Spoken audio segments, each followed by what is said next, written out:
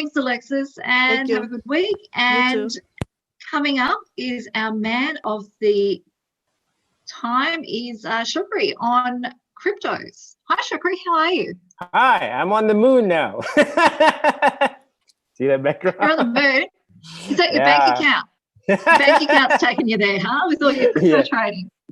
Yeah, it's exploded this week, just as we expected it, but went up higher. But yeah, these are very testing times, so don't get carried away with this explosion. We have Trump coming up. That is like the last cycle. So I think the mission that I told in my class is we have to circumvent this man called Trump. Because if he wins, it's okay. But what if he wins or lose doesn't matter. But what if it becomes a contested election? We got a problem. Contested. Is that contested because he doesn't actually really want to leave the White House? Or is that because there's something wrong with the postal votes, or there's something wrong with this, that, or the next thing as far as he's concerned? This is why Trump, being Trump, can bring out anything. He's not a good loser, is it? It's just, no, he's not. Already preempted a loss. And, Did you see the debate with Biden? Now, here's what I saw with the debate with Biden. He was childish. But this is the other thing I saw. I was looking at all the likes and stuff, because that's how we predicted that this old government in Malaysia lost last time, right? When I saw the likes, when Trump was speaking, there were more likes and love than Biden. Yeah. That's like, hey, what's going on, guys? I thought Biden was leading the polls. Okay. Which poll? I mean, because he is meant to be leading the polls. 51 to 41 I saw on Friday. Yeah. But it's like anything, isn't it? It's just like you don't know what to follow, you don't know what to expect. Yeah. But on this Tuesday, I think there is the Trafalgar poll, which was accurate in 2016. The most accurate. So I'll be looking at that on Tuesday or Wednesday. That would give a really good a really good weight for us to see if Trump wins, because it will have an impact on Bitcoin. Long term, no problem on cryptos. Short term, if Biden wins, good for the EU, bad for the US dollar, good for cryptos. If Trump wins, the US dollar is expected to go up before again going down when they have all this stimulus again, right? Because he has to give more stimulus. So, it's what's happened now is, I think the crypto market, we're on drugs, we're like totally on drugs now. You're on drugs. And let me show you the drugs now, okay? And I have a new methodology today, which I'll give it a name afterwards. So, so you look at this, we've just gone above 400 just now, it's 394. Bitcoin broke 13,000 just now. This is so critical. And I did a recording for the class on what to look for next week, and it was invalidated anyway. So again, here we already broke this. This is the weekly chart. Our next place is actually here 13.9, right? This is around 13.9. Yeah, this is the next resistance level there. And where does Bitcoin go next? Well, this is the new methodology that we found out thanks to Paul Bottrell. So what did Paul say? See, the thing about Bitcoin, if you want to know where the support, the easiest way, you look at the CME gap. This gap happens because the CME, which is the futures in the US, does not have weekend trading. The rest of the exchanges have weekend trading. So, even during the weekends, we're very busy trading. So this is the gap. It didn't hit the gap, but if you remember, Paul said, no, I consider that hitting the gap. It'll go up. It did. Yeah. It did. Right? And then I asked in the group again, if you remember, Paul, it like didn't hit the gap again. It just missed by $30, didn't it? Yeah, correct. And it went up again. So here it is, guys. This is the new methodology. When Paul comes, we'll tell him, we'll call this the Paul Bottrell gap, which is not a real gap, okay? It didn't really close, but we can consider it closed. So guys, remember this PB gap, okay? When it's near there and it's almost there and it doesn't quite do it, well, it's considered closed. And this is where the support level is. So what you can... so honored. Yeah, I know. And what we have here, Ainslie, look at this. This is like 13 now. This is before the weekend, obviously. So during the weekend, it actually went up, okay? This is here, and this is the weekend here, and we just have to look at the gap again, because if I change this to the daily chart here, let's look here. Yeah, it went up like that, 13.4. So if we are going to adjust back to the gap again on Monday, and where's the support? I think I already hit the support, already went back down. So I was like busy making a recording. Okay, if you miss Bitcoin, then you can buy it there. Of course, it's not true anymore. No, it came back and filled up the gap. So it's already filled up the gap. So now it may be ready to go up, but just know that that level is very strong. That was the high in 2019. It may turn, and that's good. So I hope that it turns around at 13.9, comes back, give us another chance. Hopefully, if Trump stays, I'm fine. Then really should go for it. Hopefully, there's a lot of volatility in between for us to get in. If not, it should come back down. If Trump, if Trump causes problems, it should come back down, and we can get in again. If Biden wins during the volatility, you'll have to get in because the US dollar is expected to tank. This is expected to go up.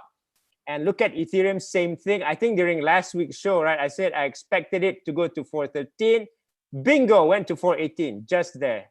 It's just you know what you guys do every week, just draw that key level, just draw that long horizontal line. It comes back. And why does this come back? It doesn't come back for all cryptos, okay? Guys and gals, it only comes back for the one with big capitalization like Bitcoin, say the top 20. It will respect those levels. In fact, it respects it very well. The only thing is, Ainslie, and this is what I want to show, which is why when we do crypto trading, I even have to tell people, hey guys, there are two types of trade. The first trade is where we're trading, we're looking for profit, and then we get out. The next type of trade is where we just go in and buy a little bit, and it goes down, it buys some more, because I was buying Ethereum between 385 and 340 here, right? So my average was 360, but I had to wait through it because eventually it did go up. Okay, so that's the thing. When you are buying and you are collecting, it's like a stock, when it goes down, you buy some more. When it goes down, you buy some more. You have to really tell yourself, okay, this is not a trade. There's no stop loss here because the trend is up. I am going to put this Ethereum to work. I have to wait. Now, of course, if you're in a trade, you buy at 385 and it goes down to 339, you'd be out. I always put my crypto losses around 5%. So, 5 to 10, that's it. So again, be careful of this. You need to know what you're trading. Now, I'll show you what really, really, really sent this to the moon today. It was our good friend PayPal, because they have decided to allow Bitcoin, Ethereum, Litecoin, and Bitcoin Cash to be used on the PayPal network. But this is different, okay, guys? This is not what you think it is, but it's still so big. In fact, PayPal, announced some more news that day. This means that here you can buy Bitcoin, okay? You guys can buy Bitcoin, and you can buy Ethereum and all that on PayPal, but you can't send it to me. You can't do that. You have to use it within the PayPal network. That means if you think Bitcoin or Ethereum are going up, you buy, it goes up, you get to buy more stuff. And that stuff, and when you convert it to fiat, okay, then you can send it around. So, but when you talk about 365 million users now of PayPal, and I think most of them are thinking, Ainslie, of protecting themselves against the US dollar, I mean, I just don't know why it keeps going down. I really don't know. I'm puzzled. Okay, I'm like Geoff on the US dollar. I don't even know what to say. I'm just happy that this is going up. This is a big shot in the arm for Bitcoin. And after that, you don't see it here, but PayPal, and this is more exciting, has announced that they are buying companies related to crypto. They're buying crypto companies. Yes, they announced the first one. So this is interesting. So this makes it even more exciting, because if we can find what PayPal is buying or what they're going to buy, guess what? These things can really, really explode. So the game has changed. You see, what you see is before this, institutionals didn't come in. Now they're in, okay? You see, like before this, it was like MicroStrategy, right? Bought 450 million worth of Bitcoin. And then you saw Jack Dorsey's company bought 50 million worth of Bitcoin. In fact, but of course, institutionals do it different than us. They buy through ETFs, and there's something called grayscale, because they don't know all these wallets, right? It's But Geoff knows the wallets, so yeah. So what you're saying is there's starting to become a bit more of a commercialization around like this whole Bitcoin, almost a gentrification, if you like. Yes, it's not the bad boy anymore that it was 2 years ago. Remember that?